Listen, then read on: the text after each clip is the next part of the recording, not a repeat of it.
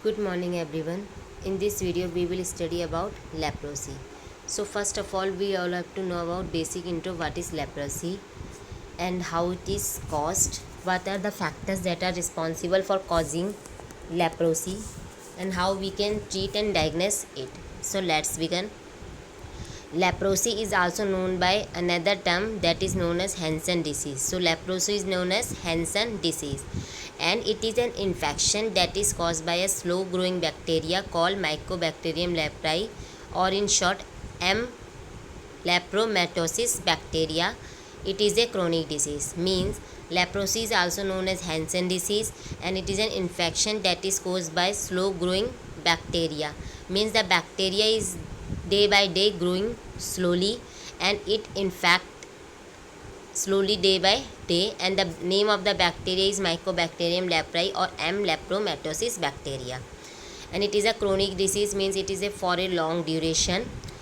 Next, it is a slowly developing from 6 months to 14 year progressive disease that damage the skin and nervous system, means it is slowly developing means it will develop slowly and at a time it will convert into a serious stage. It can take from 6 months to 40 years and it is a progressive disease that will progress day by day and it will damage the skin and nervous system mainly. Next, it results in the skin lesion and deformities, most often affecting the cooler place on the bodies like eyes, nose, etc. Basically, it causes skin lesions and deformities in the skin, and most often it affect the cooler place present on the body, that is eyes, nose, etc. Next, mainly it affect the skin, eyes, nose and peripheral nerves.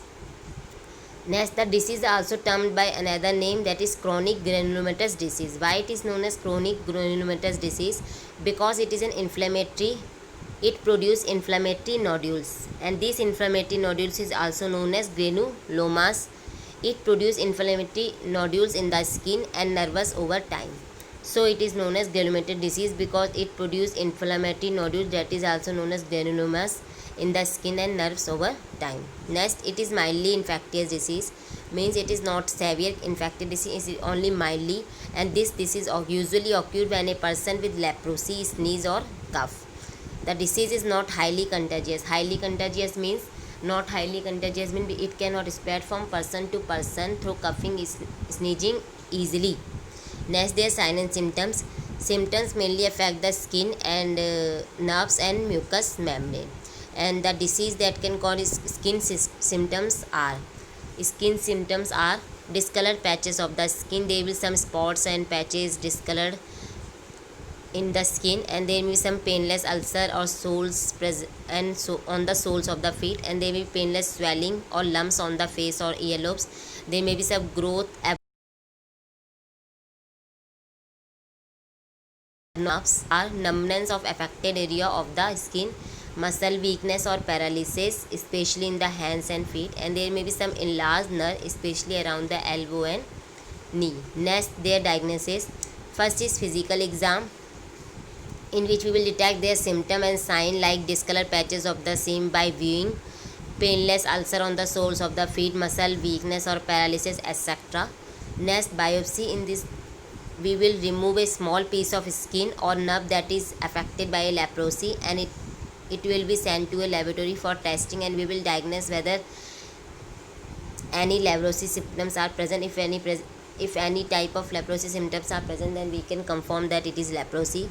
Next, lepromin skin test. It determines the form of leprosy by injecting a small amount of leprosy causing bacterium which has been inactivated into skin, typically on the upper forearm. What we will do in this test, we will determine which type of form of leprosy is present, and how we will do it. We will inject a leprosy causing bacterium, and that bacterium will become inactivated into the skin, and it will typically provide on the upper forearm. Now their classification, there are three types of leprosy. First is paucibacillary, or we can say tuberculoid Hansen disease.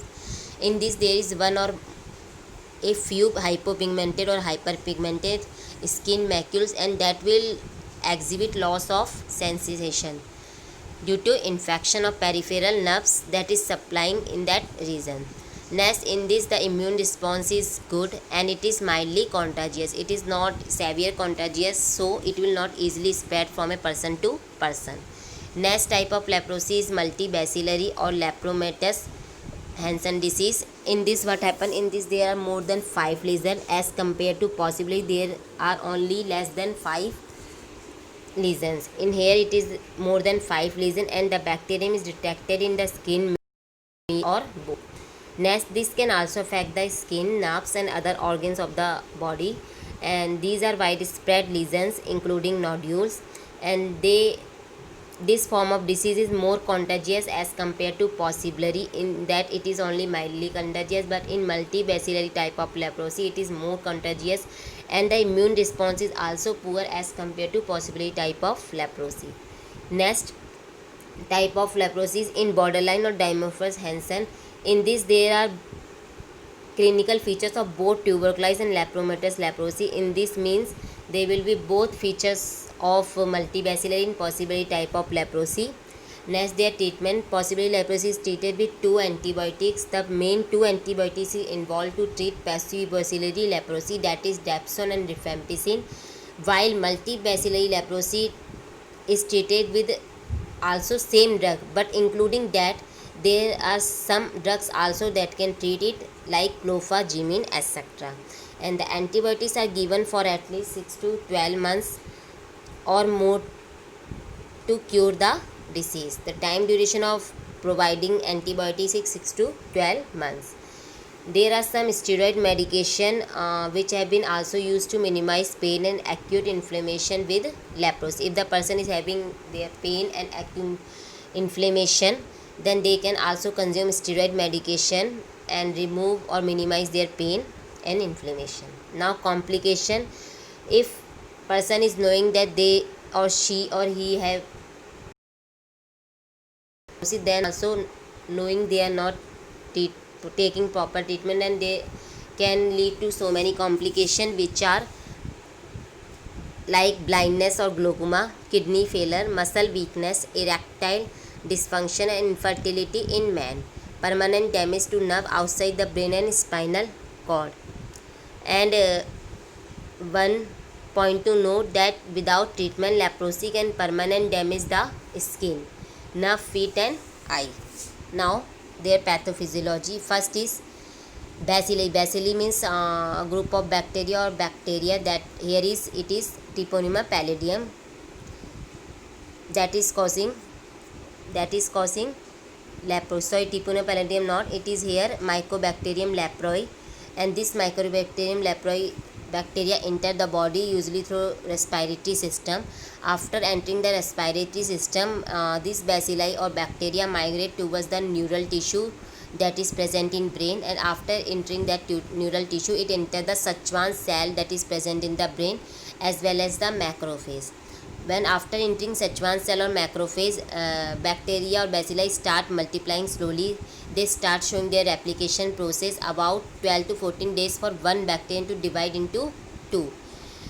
It may take 12 to 14 days for to replicate from one bacterium to divide into 2, and it is division is within the cell, get liberated from destroyed cell and enter other unaffected cell, means the cell nearby which is unaffected, then it enter in that cell till no symptoms appear. After that, as the bacilli multiply, bacterial load increases in the blood and infection is recognized by the immunological system, means as the bacterial multiply their number increase day by day, so there will be the increment in the bacterial load, and after the increment in the bacterial load in the body, the infection is recognized by the immunological system. When the infection is recognized by the immunological system, then their lymphocyte and macrophage attack the infected tissue. When lymphocyte and macrophage attack the infected tissue, and their clinical manifestation also appear as involvement of nerves with impairment of sensation or skin patches. After that, the leprosy develop and production occur. means when the bacilli multiply, their bacterial load increases in the body, and when the infection is recognized by the immunological system, after that lymphocyte and macrophage amount increase in the body, which will attack the infected tissue, and clinical manifestation also appear as involvement of nerves with impairment of sensation, and our skin patches increase, and thus finally results in leprosy development and production occur. I hope you all have understand my video. Thank you.